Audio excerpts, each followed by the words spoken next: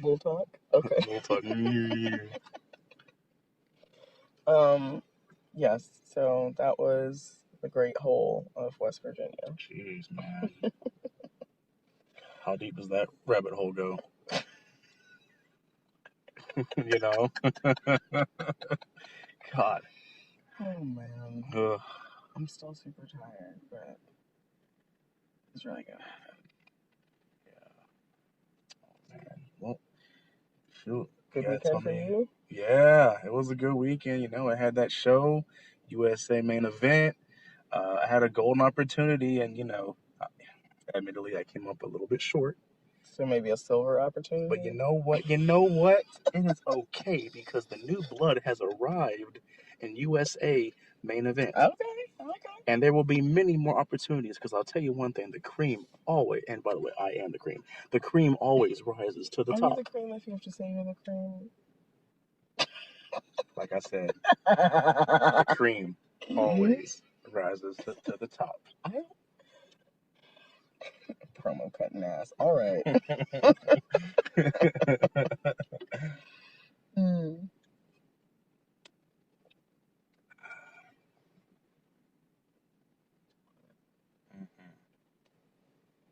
So Ryan, tell me a story about the road.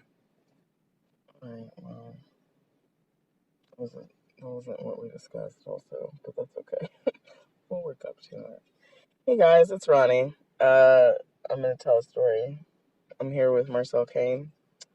What do you want to know, Marcel? Well, I want to know so many things, but one thing in particular that I have been thinking about, and I just gotta ask. Your very first match ever. I mean, the real deal. The lights were on bright. You're in front of people. Lights. Or lack thereof. I don't know. I guess I'm about to find out. But I mean, your very first debut match. You're behind the curtain. Like what? What happened? Curtain? What? You know, maybe I should stop. I should stop none assuming. Of that. Right. Yeah. But none of that. What was your experience? So it's a balmy, beautiful day with that Carolina blue sky. You know what I'm talking about? Yeah. That blue you can't find nowhere else. Oh, God. Right. Only here. Only here. I don't claim Carolina, but I tell you what, that sky, God handed that specifically down here. I don't know. It's undeniable. Undeniable. Gorgeous. Yes. So it's a beautiful day. I am going to a wrestling show with another wrestler who shall remain nameless. I had been traveling with this person for some time, just trying to learn the ropes. I was already trained. And so I was just kind of cutting my teeth and figuring out what I wanted to do and watching as many people as would let me, hop in the car with them. And so this gorgeous day, this wrestler shows up and I have my little training bag because I was going to get in the ring, and work out before the show. Oh, yeah. Because that's what I was doing, Yeah. And so I hop in the car. I've got my bag. I'm so excited. We're driving. And we pass by the venue in a small town called Thomasville. And the venue, the show was held outside because it was a beautiful day. But the building itself was a work in progress. It was like at one point it had been a gym or some kind of activity center, and then these people bought it and were like trying to run a wrestling school out of it. There was a lot going on. But the ring was set up in the front parking lot of this building, and it was on a big mounded hill. Mm-hmm. And then you had to go way down the hill and like turn around in a cul-de-sac behind the building. Mm-hmm. And so the ring was not flat. So they were like trying to balance the ring out by putting cinder blocks and like pieces of wood under the different sides of the ring. What? I am trying to picture this. Yo, I'm like, I'm trying to picture. because the ring was already mostly set up because, like I said, they were trying to run a school, so they had their trainees already do most of that. Mm-hmm. So they were trying to do that, and then finally someone was like, well, let's just move the whole ring to a higher part in the parking lot where it'll be kind of stable, mm-hmm. but don't run the ropes like north-south because you could flip the ring. Right. Oh, boy. Right. Oh, Jesus. No bueno. No bueno, dude. I'm picturing that. So I'm like, oh, wow, okay. So myself and this other wrestler arrive, and, you know, I do the Southern train thing, you know, handshake, handshake, handshake, hello, hello, hello. And they're putting together the card. Everybody's getting dressed. I'm just really excited and, like, watching people change. Like, wait, hold on.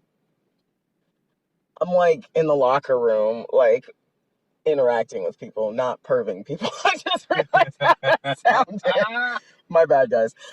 Yes, I was doing trainee duties that did not include penis peeking. Oh, Lord. This is clearly a work in progress. It's all good. We understand. We all got it. We'll get it better. Oh, God. So, I'm in the locker room, and the booker is this Hispanic guy who ran a Lucha Libre promotion.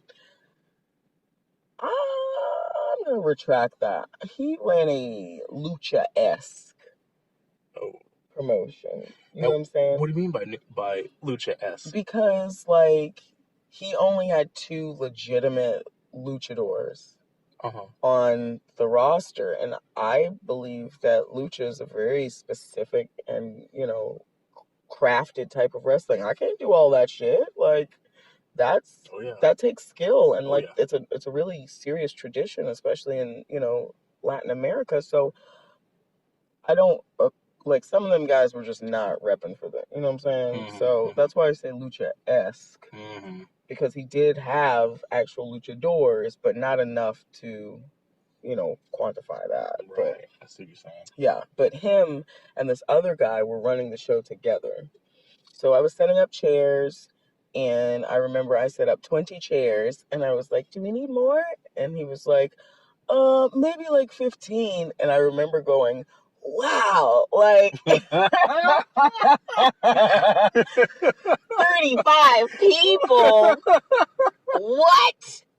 Amazing. Like, I hadn't watched WWE. You know what I mean? Right. Like, yeah. But still, it's like, you know what I mean? Yeah, it's that feeling. Yes. Oh, God. This is happening right now. This is happening right now. Is this my life right now?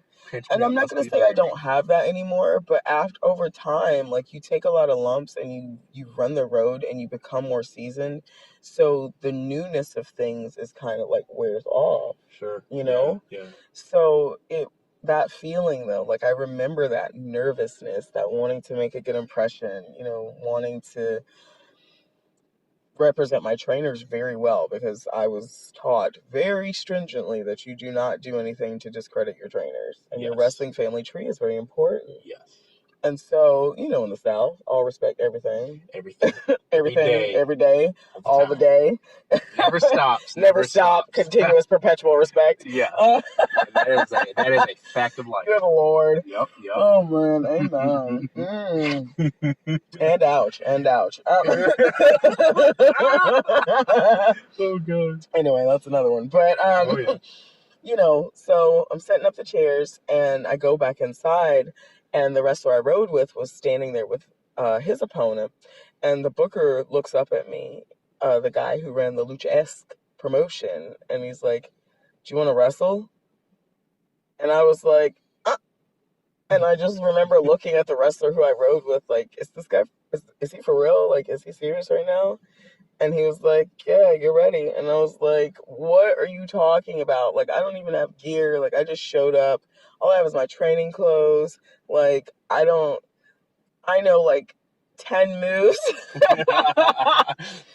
And I can do 5 half-ass moves because, you know, I'm crazy and I want to try stuff. Right. But I felt in no way like being thrust into that. I did not feel like I was ready in that moment. I didn't feel that my time, I was like, yes, my time has come. Like, I did not feel that at all. But the wrestler that I rode with, he was, he was like, just do what you know. Don't do anything crazy. Stay focused. Right. Go slow, and it'll be fine. The person you're wrestling is going to take good care of you, and it'll be okay. And so I was like, okay, I will throw on my little wrestling shoes and my pink leggings and this t-shirt I found, and I'm going to put a bandana around my head because I don't really know what I'm doing gimmick-wise.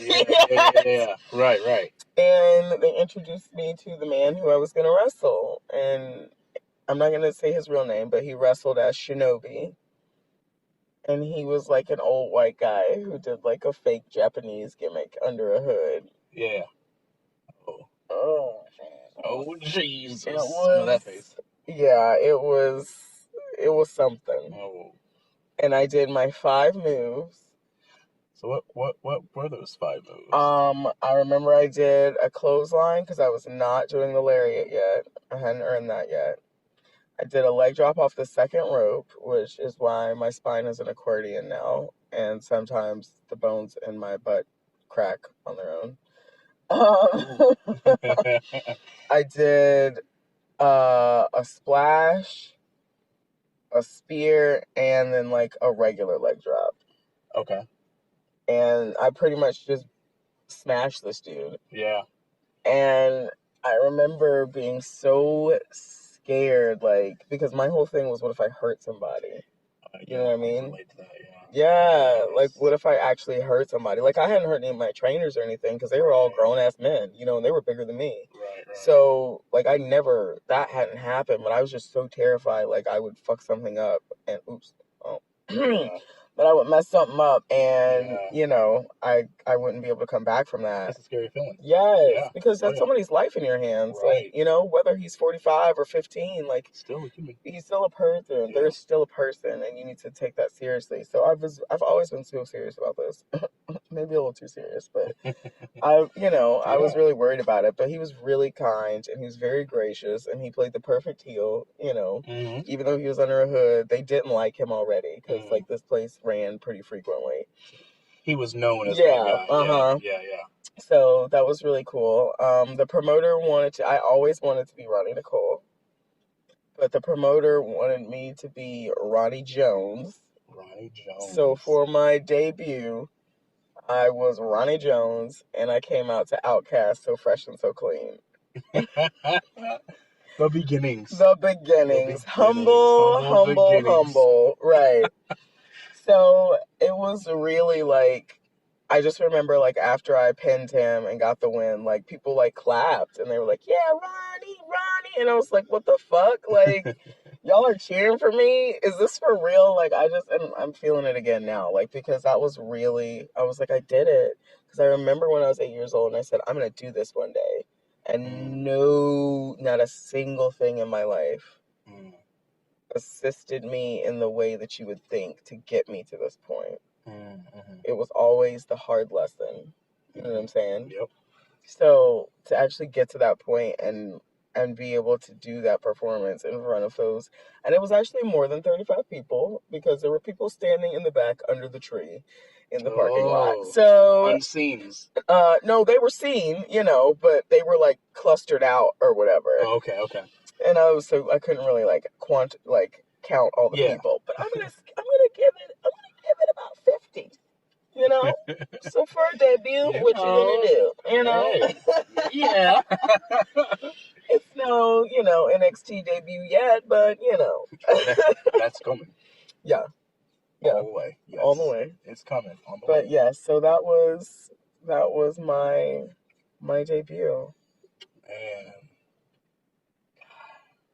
Wrestling, right? Wrestling. It's a feeling like no other. No other, dude. I told you I was not going to be able to explain it to you until you did it. And then you did it, and now you know. Right. Yes. Just got to do it for yourself. When you know, you know.